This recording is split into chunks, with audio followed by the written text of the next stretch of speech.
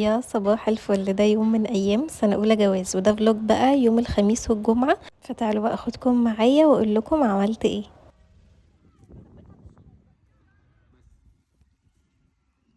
اول حاجه كده، اول ما صحيت شربت بقى باكت اعشاب من امتنان.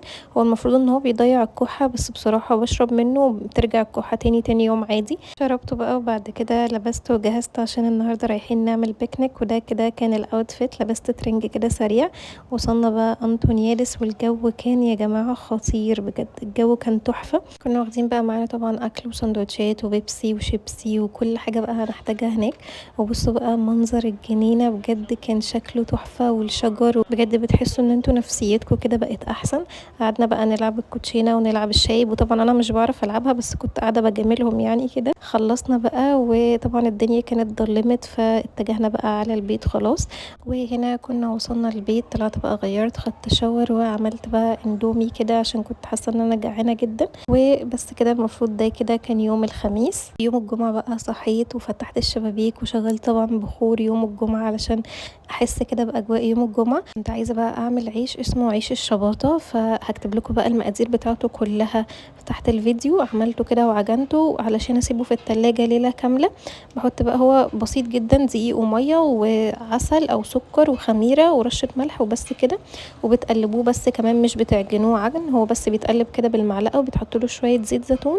وبسيبه بقى يتخمر، وكل نص ساعة كده ببتدي ألم الجوانب بتاعته وأسيبه يتخمر تاني. حطيته في علبة كده، وبعد النص ساعة حطيته في التلاجة. شغلت بقى صلاة الجمعة كده على التلفزيون علشان أحس بالأجواء بتاعت يوم الجمعة. وحضرت بقى فطار كده، شاي بلبن وسندوتشات. وفطرنا بقى الحمد لله. بعد الفطار بقى قمت أشوف اللي ورايا كده، كنست بقى كل الأوض بالمكنسة كده والسجاد. طبعا أنا منضفة ومظبطة الدنيا بس بكنس كده يعني. وكان فلتر المكنسة بقى عايز يتنضف طبعا علشان كنا بننضف بيه طول الاسبوع، فنضفته بقى وغسلته وحطيت عليه المعطر ده بتاع فريدة، بجد بيخلي الفلتر ريحته حلوة جدا. غيرت بقى ملايات السرير طبعا ورشيت المعطر كده، وكنت عايزة بقى اعمل كوباية قهوة. فعملت كوباية قهوة كده على السريع. بعد كده بقى لبست وجهزت عشان رايحين المنشية. وده كده كان الاوتفيت، وطبعا صورة طبعا مع زوجي العزيز. وهنا بقى كنا في الطريق متجهين للمنشية. وعايزة اقول لكم يا جماعة ان الجو بدأ يبقى حلو جدا وفيه هوا كده، بجد الجو ده احلى جو انا بحبه. وصلنا بقى المنشية، اشترينا الحاجات اللي احنا طبعا كنا عايزينها وخلصنا. وما كانش ينفع نكون في المنشية وما نعديش على كبدة ابو حلمي، بجد انا بعشقها. طول فترة التجهيزات وانا بروح المنشية لازم اعدي اكل من عنده. كلت بقى الشوكولاتة دي كمان. بس كده روحنا البيت بقى، حضرنا حاجة ناكلها كده على السريع، وقعدنا نتفرج على فيلم صاحب المقام. وعملت كوباية شاي بقى كده عشان ما كنتش شربت شاي طول اليوم. وبس كده يكون يومي خلص. استنى